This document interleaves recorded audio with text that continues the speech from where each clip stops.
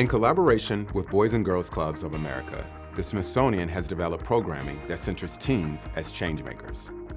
Together, we equip them with the skills and mindsets they need to spark positive change in their communities.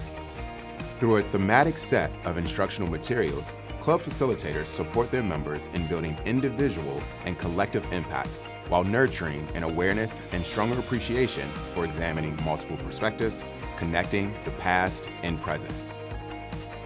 In the program, youth are guided in civic discourse that supports them in understanding fairness and how to take the lead in addressing community issues that are important to them.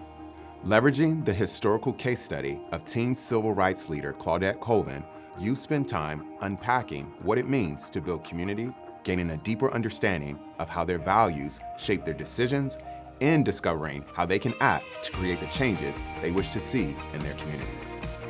Students across the nation participating in the program Youth for Unity Teen Changemakers are helping us answer the question, how can young Americans create a more equitable nation?